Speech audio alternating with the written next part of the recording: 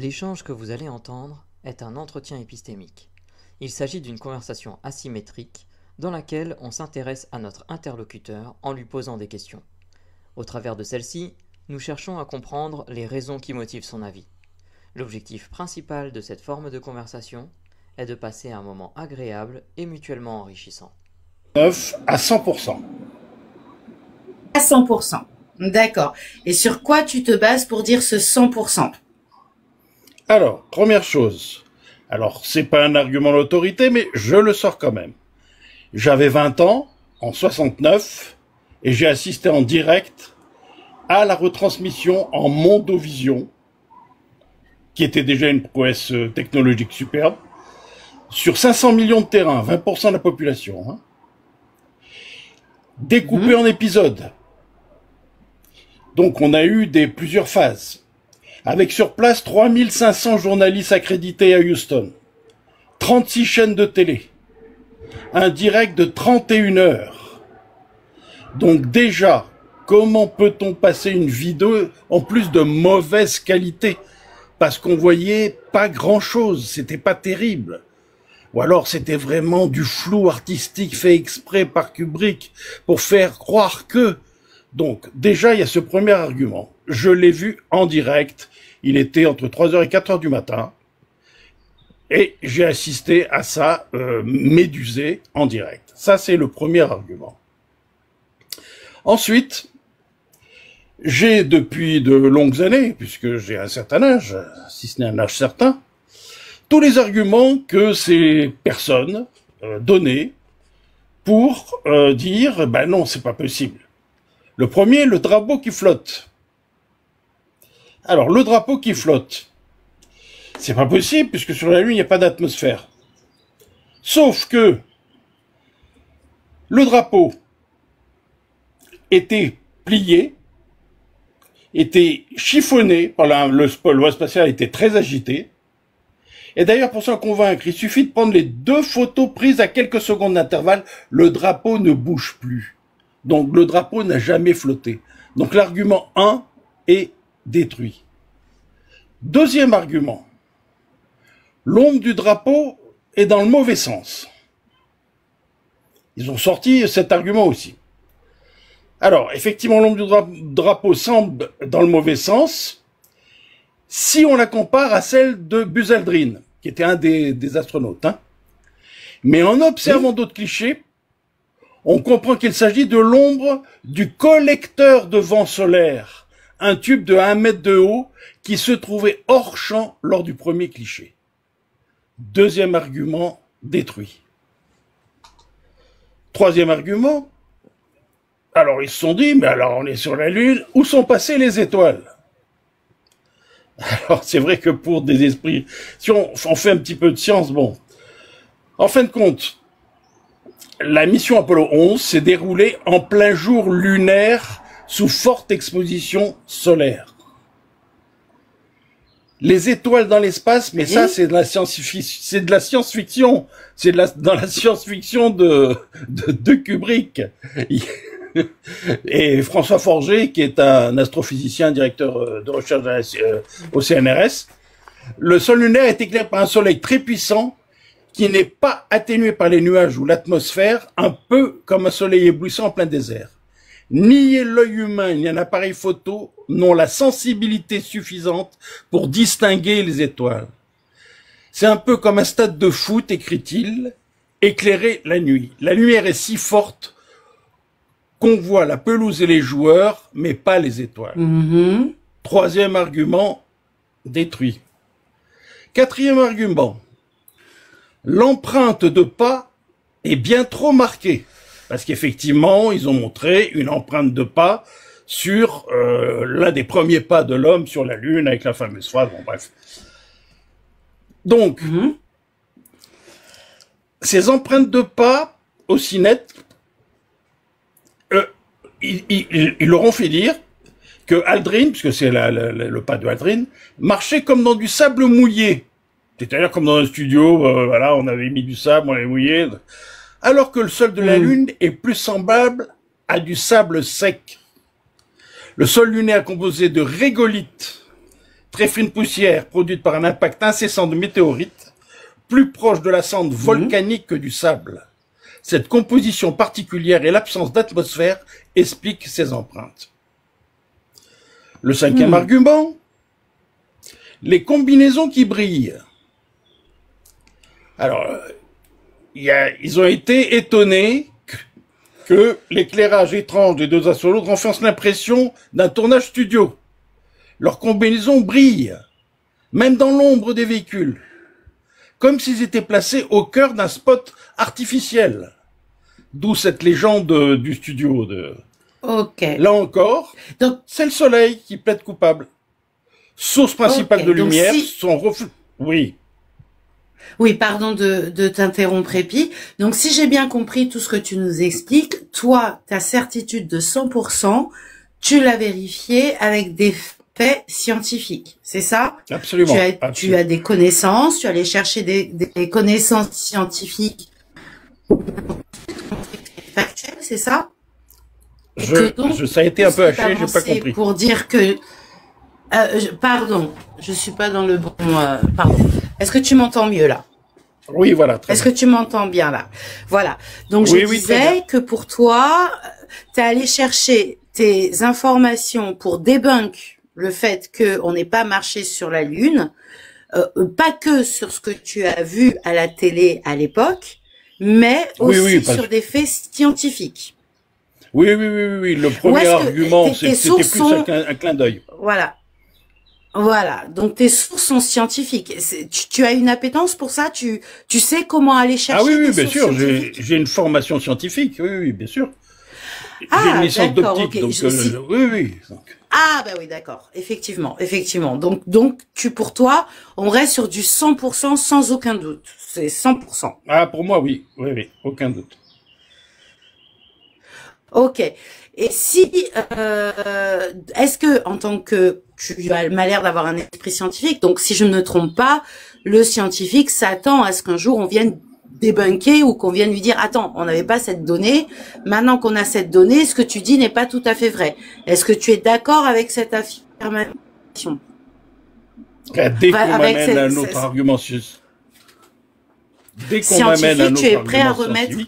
Je suis prêt à réanalyser le fait scientifique et à voir si c'est fondé ou pas. D'accord. Et du coup, que penses-tu donc des personnes qui eux disent que non? C'est pour toi, qu'est-ce que t'en penses? Qu'est-ce qui pourrait mener ces gens-là à penser ça? Là, d'après ce que j'ai entendu, parce que je rencontre pas tous les jours dans la rue, d'après ce que j'ai entendu là avec les précédents, il y en avait qui étaient contre cet alunissage. Généralement, on va chercher des sources alternatives. C'est un complot. Quel but ils avaient? On va chercher toutes les raisons autres que des raisons pragmatiques, scientifiques, analytique, voir ce qui s'est passé sur ces images. Donc, ils ont fait l'erreur, en fin de compte, quand ce hoax est sorti, ils ont fait l'erreur d'amener des preuves pseudo-scientifiques avec cette histoire de drapeau qui flotte pas, de pas dans le sable mouillé. Donc, ils ont fait cette erreur.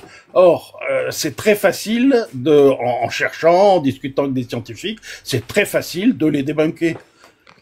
Donc, s'ils étaient restés sur une croyance, à la limite, ils croient ce qu'ils veulent. Ok.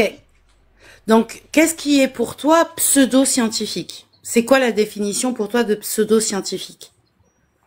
Eh ben, tout ce qui n'obéit pas à la méthode scientifique. Qui est? Rapidement, si... Oui, on va essayer de faire. Oui, c'est compliqué. Alors, hypothèse, reproductibilité, vérification par les pairs. Enfin bon, bref, il y a toute une liste, une liste longue comme la main de tout, et attention, qui peut différer selon certaines disciplines. Ok. Et d'après toi, dans ce qui concerne, alors je ne suis absolument pas scientifique et je n'y connais rien. En ce qui concerne la science, enfin, en ce qui concerne le sujet et donc la science qui est reliée, dont voilà, pour toi, est-ce que c'est une science qui est facilement débunkable, enfin, qui est facilement, voilà, est-ce que c'est une science dure ou une science un peu comme la socio, la psycho, où là c'est un peu plus compliqué d'avoir un consensus? Là, j'ai cité sur les exemples de débunkage de l'astrophysique, donc ça fait partie des sciences à 100%. J'ai pas parlé de mathématiques, donc il n'y a pas de science, on va dire absolue ou aux sciences dures au sens propre du terme. Et je n'ai fait en aucun cas appel à une quelconque croyance à quelque moment que ce soit. D'accord. Donc pour toi, là, l'astrophysique est une science difficilement débunkable. On en est où? Oui, il y a astrophysique, il y a aussi les reflets de la lumière, donc tous les impacts de la lumière, les ombres portées, donc il y a aussi tout ça, il y a tout ce qui a trait à l'optique aussi. Hein. Donc en plus les poussières, tout ce qui est les poussières, on peut dire que c'est de la géologie. D'accord. Et est-ce que, alors, je vais me faire un petit peu l'avocat du diable, hein, mais est-ce que justement des connaissances dans ces domaines-là ne pourraient pas faire qu'on puisse mystifier les gens, même des millions de personnes en même temps, au même moment, même dans les années 60? C'est-à-dire, je comprends pas le sens de la question. Eh bien, le fait de s'y connaître, le fait d'être, tout à l'heure, on a entendu des personnes qui disent que la NASA ment, etc. La NASA est censée quand même avoir des scientifiques à la pointe, etc. Est-ce que le fait de maîtriser cette science ne peut pas permettre, selon toi, de mystifier, de pouvoir justement mystifier les gens en avançant des faits scientifiques, mais qui au final n'ont pas réellement été, enfin, qui viennent servir le fait que, on n'y a pas été, mais on a toutes les réponses à vos débunkages, au fait que vous dites non, on n'y a pas été, mais on a toutes les réponses. Oui, c'est pas tout à fait pareil. C'est pas tout à fait pareil. C'est-à-dire que là, la science des Américains et de la NASA, ils n'ont rien prouvé du tout, ils n'ont rien avancé du tout. Ils ont aluni, ils ont fait une vidéo de l'alunissage, et c'est tout. C'est ensuite, quand on a voulu renier cet alunissage et sortir des arguments scientifiques, qu'on a fait de la contre-science pour débunker cette science. Mais au départ, donc, il n'y a pas de manipulation ni de mystification de la part de la NASA. Eux sont des faits. Ils ont agi. Ils n'ont pas émis une théorie. D'accord. D'accord. Donc pour toi c'est pareil, ça c'est voilà, ça va avec le 100% de on a marché sur la Lune, NASA n'avait pas, c'est l'interprétation hein, mais n'avait pas de raison de mentir là-dessus. Absolument. Est-ce qu'il aurait pu y en avoir une? Oui, on a parlé des Russes, la compétition avec les Russes, mais ça datait déjà du premier homme envoyé sur la Lune. Hein. Il y a eu cette course bien avant l'alunissage. Et en fin de compte, ils avaient du retard et ils ont repris de l'avance quand ils ont aluni. Ils ont dépassé les Russes à ce moment-là, qui ont été médusés, qui ont été sidérés quand ils ont vu qu'ils avaient été dépassés, alors que les Russes avaient de l'avance dans les hommes dans l'espace, parce que ça avait déjà tourné, hein, donc il y avait eu des accidents et tout, hein, donc ça s'est pas passé comme ça. Hein. D'accord, d'accord. L'étoffe des héros, okay. Ce superbe livre hein, de Tom Wolfe. Oui. Oh, oui, je connais. Donc du coup, tout ce qui peut être dit, tout ce qui a été dit pour toi avant, est-ce qu'il y a quelque chose qui peut te dire qu'il y a une bonne raison quand même de le penser? Qu'est-ce qui pourrait faire que ces gens le pensent? Toi, parce que t'as dit oui avec tout ce que j'ai entendu, etc. Ça t'a inspiré quoi? Moi, la bonne raison qu'ils pourraient invoquer, c'est leur religion. C'est-à-dire, il y a un dôme, c'est infranchissable. La Terre est plate, c'est pas possible. La Terre n'est pas ronde. Donc, c'est tout ça, pour moi, c'est dans le même méli-mélo. Après, il peut y avoir des raisons politiques, anti-américanisme primaire, il peut y avoir des tas de facteurs. C'est multifactoriel, hein. La négation peut être multifactorielle. Ok. Ben écoute, on arrive à 15 minutes. Merci, parce que tu as eu un discours, voilà. Merci d'avoir répondu à mes questions de manière aussi, enfin, moi, j'ai trouvé ça quand même relativement précis. Est-ce que j'ai pas forcément, si, j'aurais peut-être une question à emporter et après, je laisserai mes collègues t'en poser une.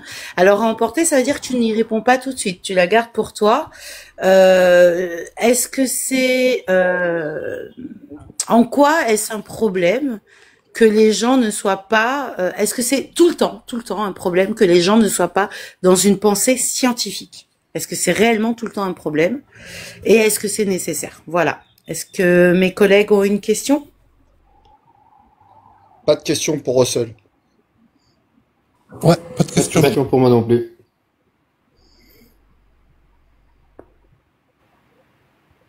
John, sans doute non. Non, pas de question.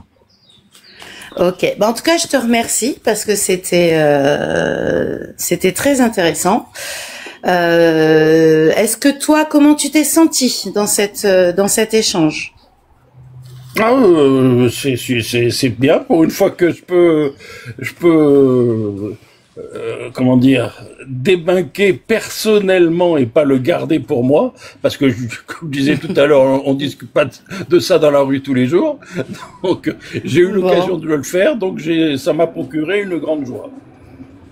Est-ce que tu es prêt à revenir sur d'autres sujets? Oui, bien sûr, aucun problème. Bon, ce sera avec plaisir. En tout cas, merci beaucoup. Merci à toi. À la prochaine, alors, Epi. Merci, salut, bonne Epi. soirée. Tu descends tout seul ou j'allume le moteur? D'accord. Non, Can you hear me, Major Tom?